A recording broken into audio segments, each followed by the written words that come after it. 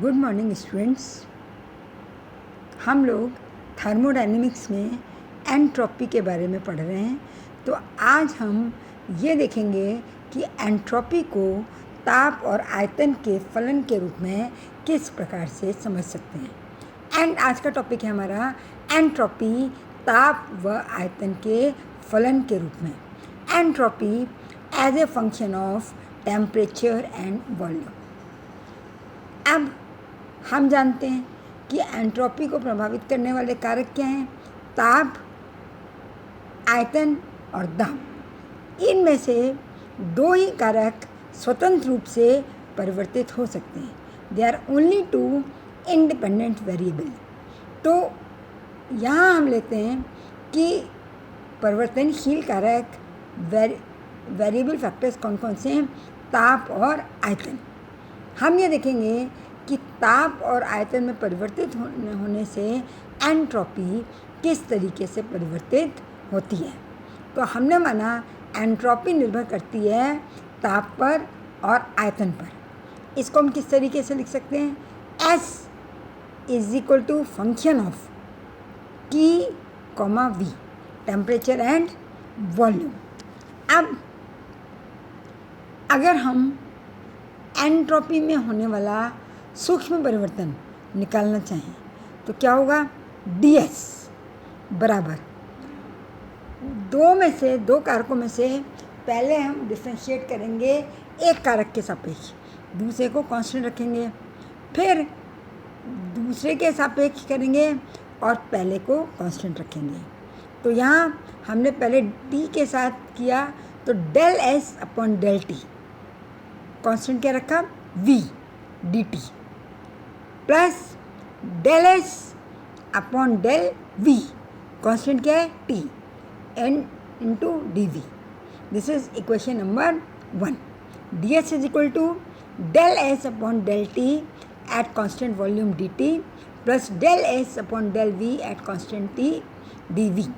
Del S partial differentiation with respect to T temperature del T। क्योंकि partial differentiation है, आंशिक अवकलन है, इसलिए हमने सिंबल यूज़ किया डेल। अब यदि हम ये माने कि ऊर्जा एनर्जी भी ताप और आयतन का फलन है, energy is a function of temperature and volume, तो इसको भी हम इसी तरीके से लिख सकते हैं। DE is equal to del E over del T at constant volume dt plus del E over del V at constant temperature dV।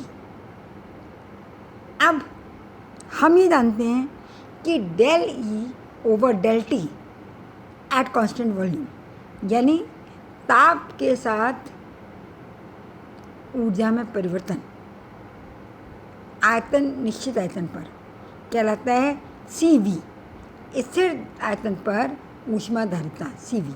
तो इसकी जगह हमने क्या लिख लिया? CV dt plus del E over del V at constant temperature dV। This is equation number 2। ये हमारी समीकरण नंबर 2। अब ऊष्मागतिकी के प्रथम नियम से, फर्स्ट लॉ ऑफ थर्मोडायनेमिक्स से हम ये भी जानते हैं कि Q बराबर E प्लस W या DQ बराबर DE प्लस DW यानी अगर केवल एक्सपेंशन का प्रसार का कार्य हो रहा हो तो PdV, P कांस्टेंट है, और dV आयतन में होने वाला परिवर्तन, DQ बराबर DE प्लस PdV। अब DE की वैल्यू समीकरण नंबर 2 से इसमें रखेंगे तो क्या आ जाएगा? DQ is equal to DE की जगह हमने क्या रख दिया?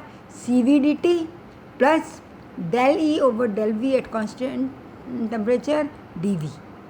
ये DE की जगह रख दिया प्लस PdV। अब इसमें हम dV को कॉमन ले सकते हैं तो क्या हो जाएगा?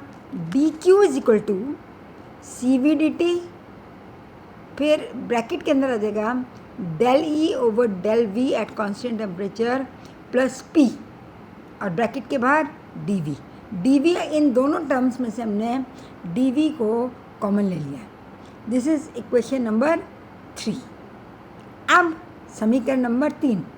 समीकरण नंबर 3 में दोनों तरफ T से डिवाइड करने पर, T से भाग देने पर, तो लेफ्ट हैंड साइड में क्या हो जाएगा, dq अपॉन T।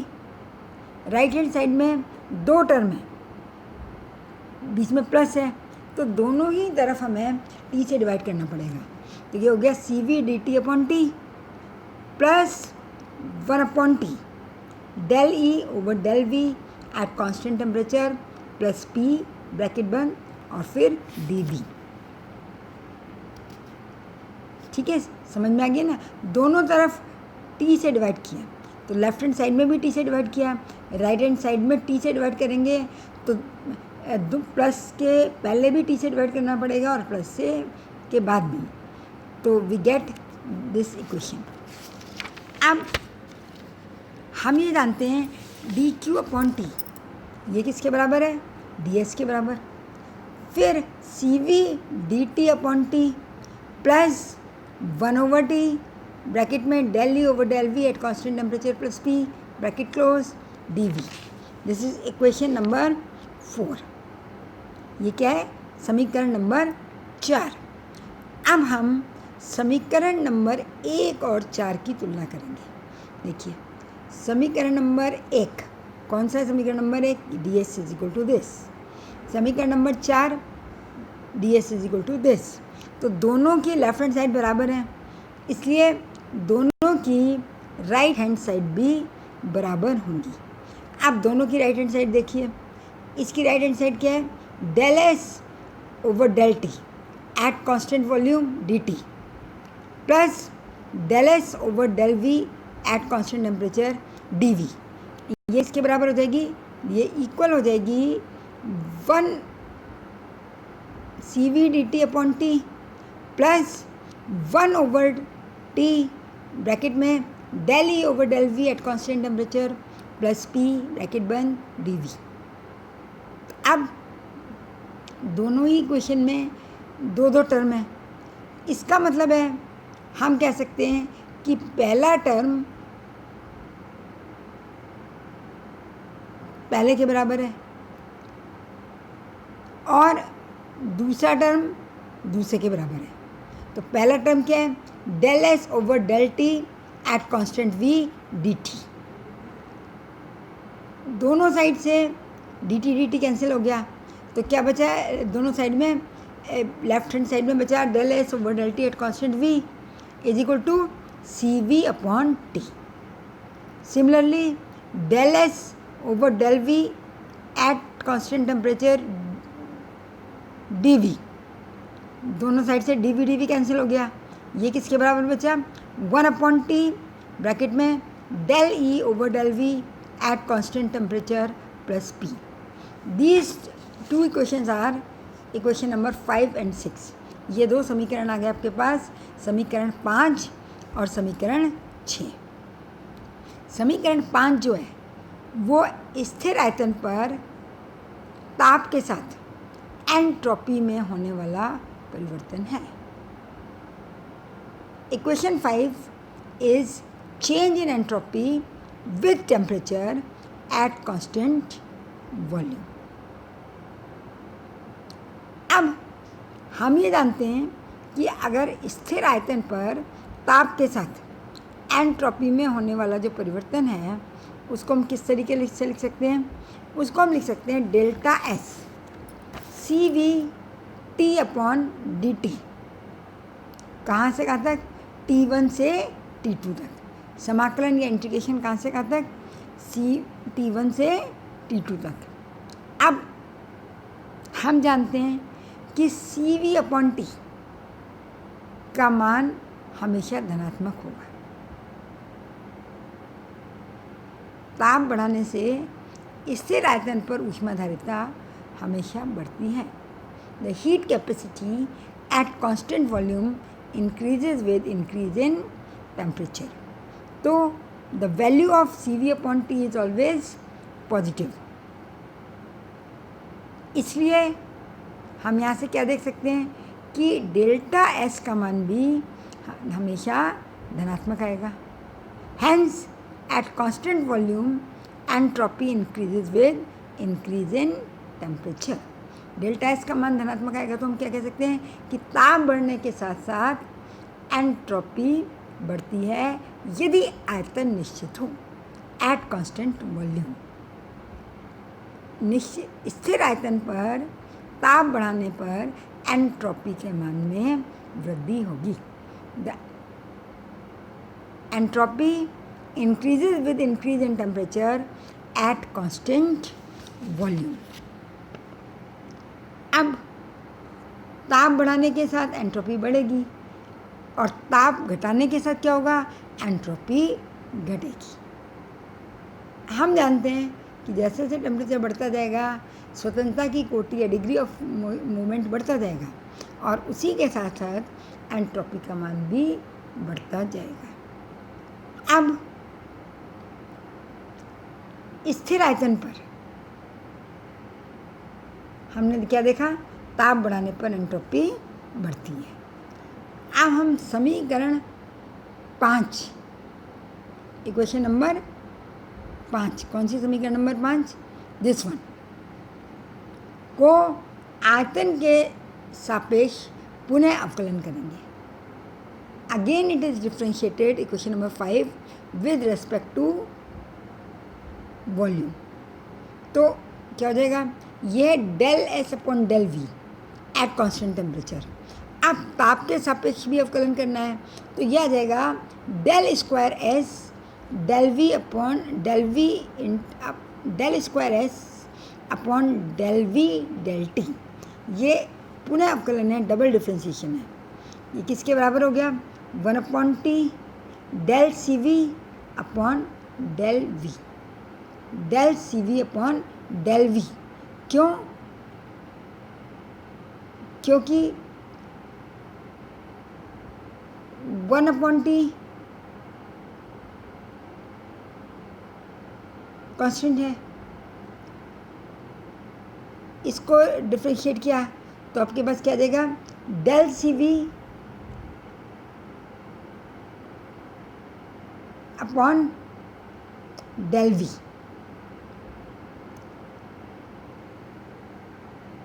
सी वी का मान किसके बराबर होता है, C V is equal to del E over del T at constant volume. स्थिर आयतन पर ऊष्माधारिता क्या होती है, ताप के साथ ऊर्जा में परिवर्तन स्थिर आयतन पर। अब del square S del V over del upon del V over into del T को हम क्या लिख सकते हैं, 1 अपॉन टी। सी वी की जगह हमने लिख दिया del E over del T और नीचे डेल वी है ही है। अब क्योंकि वॉल्यूम भी कांस्टेंट नहीं रहा इसलिए दिस इज इक्वेशन नंबर 8। क्या equation number 8, del square S upon del V del T is equal to 1 upon T into del E upon del V del T, equation number 8। अब हम equation number 6 को temperature के साथ differentiate करेंगे।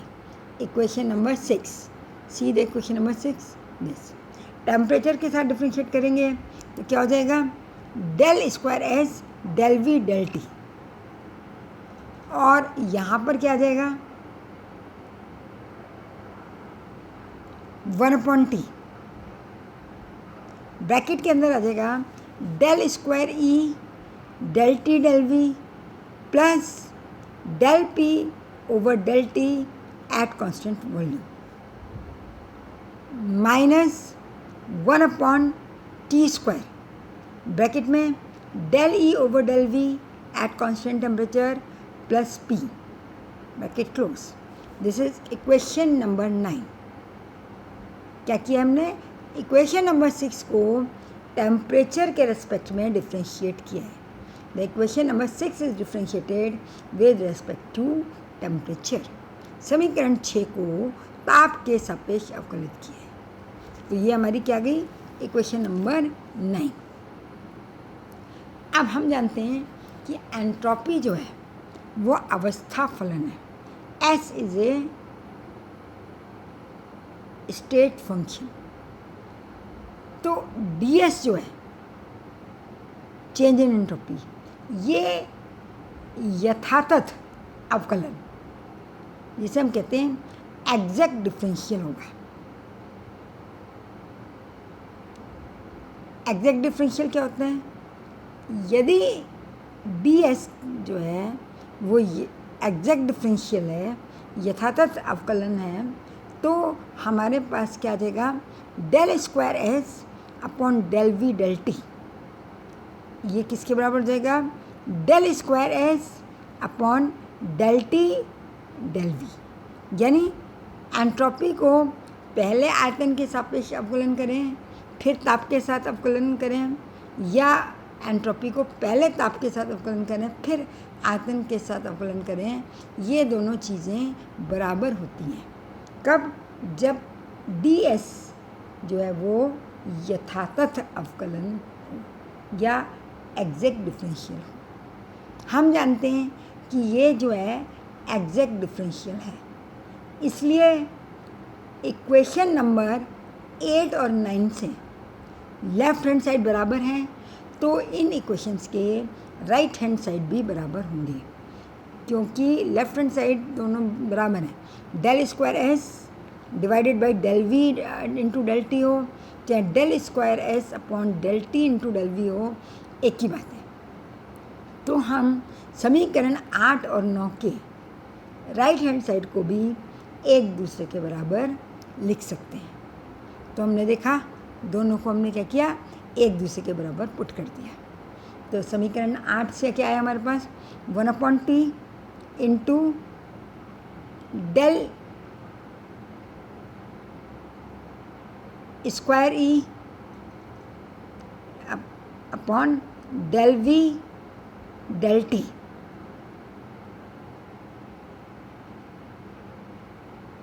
एक correction कर लीजिएगा आप लोग, इक्वेशन नंबर 8 में ये डेल स्क्वायर ई है is equal to 1/t del square E del T upon del T del V plus del P upon del T at constant volume minus 1/t square del E over del V at constant temperature plus P. ये दोनों एक दूसरे के बराबर हैं। अब हम ये भी जानते हैं कि एनर्जी भी अवस्था फलन है, स्टेट फंक्शन है, यानी ये प्रारंभिक और अंतिम अवस्था पर ही डिपेंड करती है, निर्भर करती है। तो इसी तरीके से हम ये भी लिख सकते हैं del square E upon del V del T बराबर del square E upon del T del V. ये भी आपस में एक दूसरे के बराबर होंगे। तो आप इन दोनों को भी एक दूसरे के बराबर लिख सकते हैं। जब आप इन दोनों को एक दूसरे के बराबर लिखेंगे तो आपके पास क्या आ जाएगा, 1/t del E over del V at constant temperature plus P. ये किसके बराबर आ जाएगा, ये आपके पास बराबर आ जाएगा del P over del T at constant volume. ये किस तरीके से आया, दोनों अगर आपस में बराबर हैं तो उनके मान भी आपस में बराबर होंगे। इस तरीके से हम लिख सकते हैं कि del square E upon del V del T is equal to del square E upon del T del V, या 1/t del E del V at constant temperature plus P is equal to del P over del T at constant volume स्थिर आयतन पर। ये हो गई आपकी समीकरण number 10। अब आप समीकरण नंबर 10 और समीकरण number 6, see this is equation number 6, इनकी तुलना करिए। तो दोनों तरफ ही आपके पास क्या है, del S over del V at constant temperature. Right hand side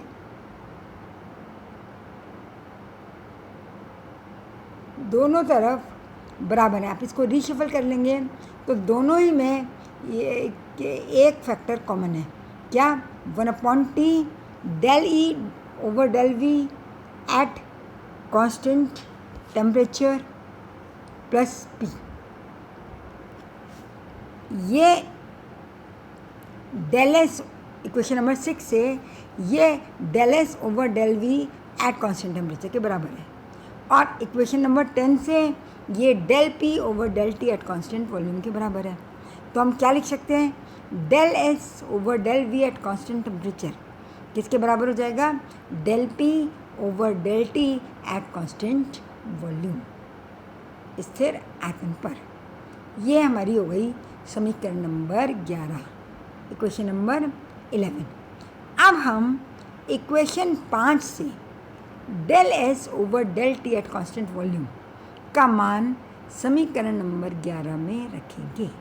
समीकरण नंबर 5 से, सी समीकरण नंबर 5, ये देखिए क्या मान है, del S over del T at constant volume का मान C V upon T, C V upon T. तो हम ये जानते हैं कि डी एस बराबर C V upon T D T plus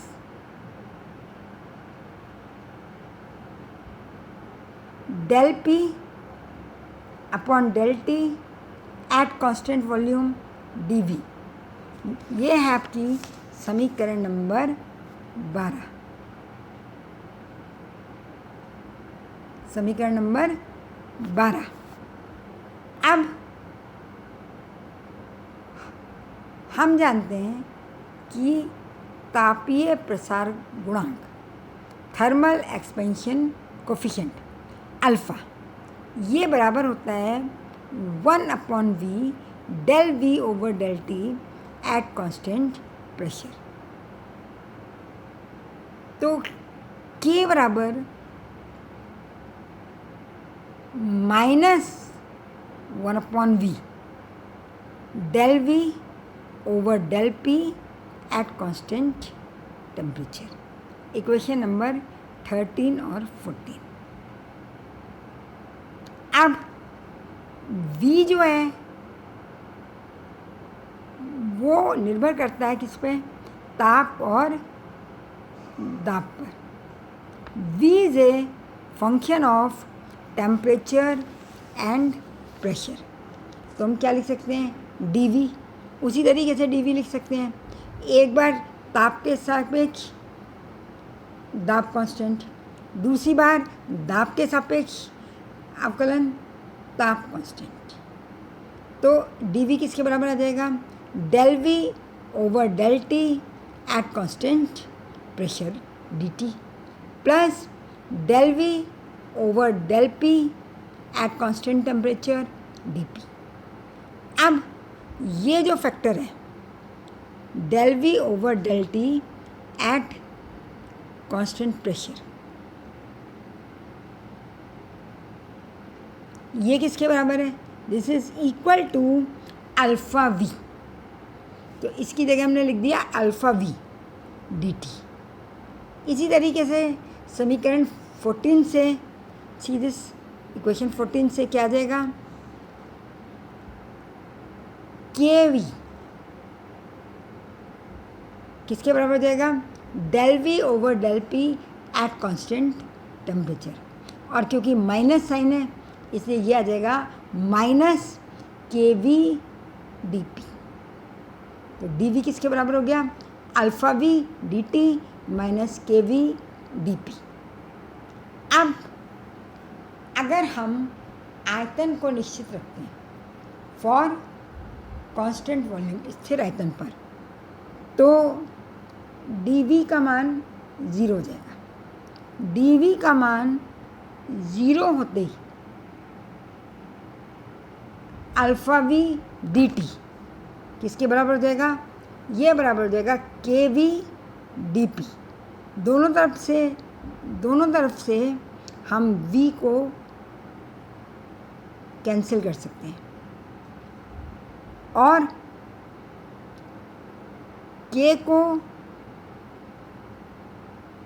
दूसरी साइड में ले आएंगे, तो अल्फ़ा अपॉन के ये किसके बराबर हो जाएगा? ये बराबर हो जाएगा dP upon del P upon del T, और क्योंकि वॉल्यूम कांस्टेंट है इसलिए हमने क्या लिख दिया? V, constant V। So we get, हमें क्या मिल गया? Del P over del T at constant volume की वैल्यू मिल गई किसके बराबर? Alpha upon K. इक्वेशन 15 में del P over del T at constant volume का मान इस इक्वेशन 12 में रखने पर क्या हो जाएगा? इक्वेशन 12 में, सी दिस इक्वेशन नंबर 12, तो क्या हो जाएगा? ds CV T upon dt तो है ही, और dP dt V की जगह हम क्या रख देंगे? Alpha upon K.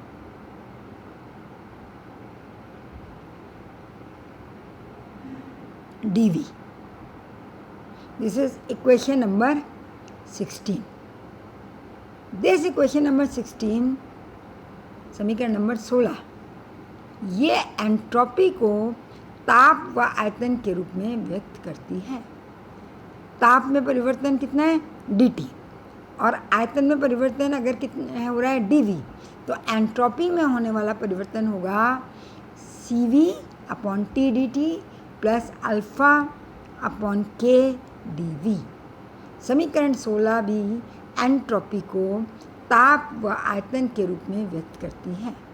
Equation number 16 represent the change in entropy in the as the function of temperature and volume. So this is about the entropy as a function of temperature and volume. ये हमने देखा कि entropy किस प्रकार फलन होती है ताप और दाब की। नेक्स्ट लेक्चर में हम एंट्रोपी को पढ़ेंगे as a function of temperature and pressure, entropy ताप व दाब के फलन के रूप में। तो आज के लिए बस इतना ही। नेक्स्ट लेक्चर में हम इसके आगे एंट्रोपी को पढ़ेंगे। So thank you.